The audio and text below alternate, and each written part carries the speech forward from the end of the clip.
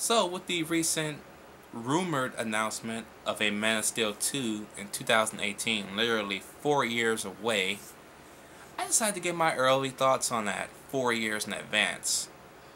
And it really hasn't changed much, but there's some news I gotten out yesterday about Batman vs. Superman, which I will talk about later on, which I won't mention in this video, but I'm going to briefly lead on to it for Man of Steel 3. So, Man of Steel 2, my thoughts were the same. I want it to be a continuation from Man of Steel. I want Henry Cavill, aka Clark Kent, in this movie.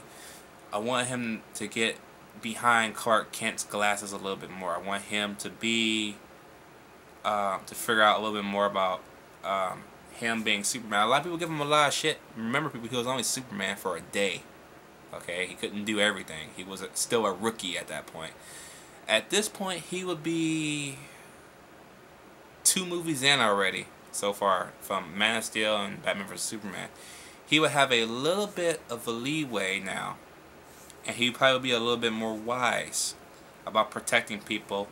And remember, he's only one man. He can't protect everybody at once. So if something happens, stop bitching, okay? You know how many people died in The Dark Knight, and The Dark Knight Rises, and guess what? Nobody complained when Batman wasn't there to save everybody, now would they? Nope. Okay? So shut the fuck up. So anyway, I want him and Lois Lane to have like that little date night that was shown in like Superman 1, but without all the weird quirkiness of that, but like a little bit more serious, a little bit more realistic date, since they're kind of dating anyways. So he doesn't really have to be in his Superman outfit. They can sit at a table at an actual restaurant, and hopefully nothing stupid happens like Spider-Man 2, but just like a realistic thing where nothing happens. You'll learn a lot more about the two. That will be awesome. What makes Lois tick? What makes Clark Kent tick? Okay? Of course, Lex Luthor will be there, of course. Maybe not as the main bad guy yet. Save him for along the way. Make Metallo the very first bad guy for a Superman sequel. I know he's not rumored, but I know he's supposed to be in Batman vs. Superman. Directly, of course, to that storyline that I read on my channel that was last year, I believe. So I know he's going to be in that movie too, somewhere. I'm not sure if he's going to be Metallo yet, but his name did come up simply as Metallo, so they didn't say John Corbin or nothing, they just said Metallo. So we'll see. But if he doesn't do anything in Batman vs. Superman, make him the very first villain Superman fights. Well, second villain Superman fights in Man of Steel, because he knows I was the first.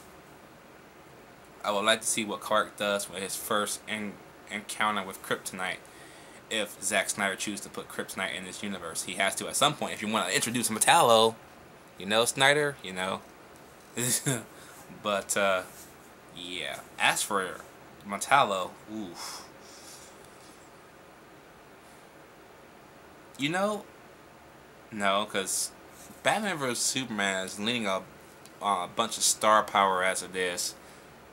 I was going to say maybe a Hugh Jackman can play John Corbin. He has the looks.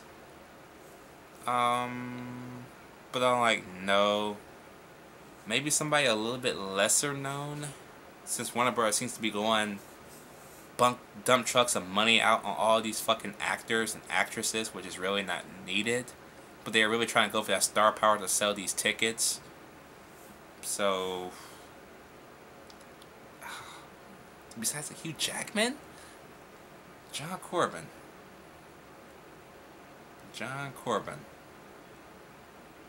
Who the fuck would be a good John Corbin?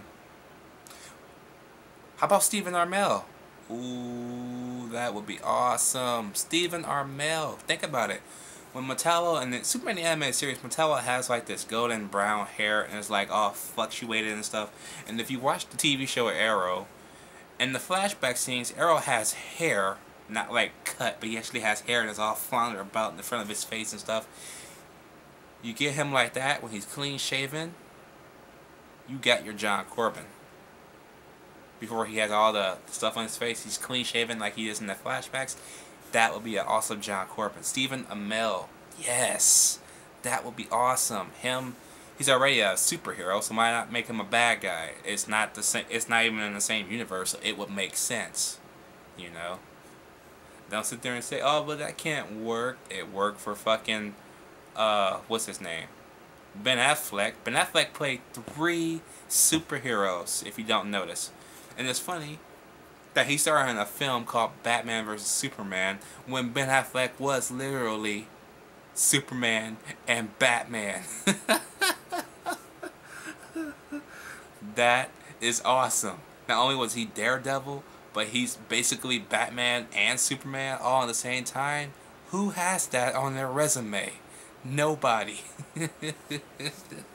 That is just simply too fucking badass just to comprehend, man. Simply too fucking badass. Oh my god, that is awesome. Not to mention Chris Evans did it. People can do multiple parts, okay? Don't sit here and say, oh, he can't because he's already a superhero. So, he's a superhero. I'm talking about a villain here, okay? So, yeah. Other than that, as for the tie-in to Man of Steel 3, I kind of want to see him lean in towards going towards the Death of Superman arc. And if you heard what I said earlier on, you know why I'm saying the Death of Superman arc and Man of Steel 3 to Man of Steel 4. Do it at least 2 movies, not 3. Because if you try and do all 3 books and 3 different movies, the second movie will kind of fail. Why? Because nobody will want to see a Superman movie without Superman. You would have to bring Superman back by the end of Man of Steel 4 in order for everybody to give a fuck. Okay? Towards the end of Man of Steel 4. Maybe like an hour and a half before the end of Man of Steel 4 so Superman can come back and kick ass.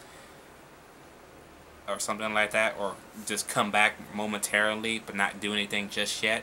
And there'll be a to-be continued moment into Man of Steel 5. And then have Superman try and get his powers back and kick ass. I'm just saying. Let me know what you guys think about Man of Steel 2 down below. And I'll catch you guys in my Justice League thoughts.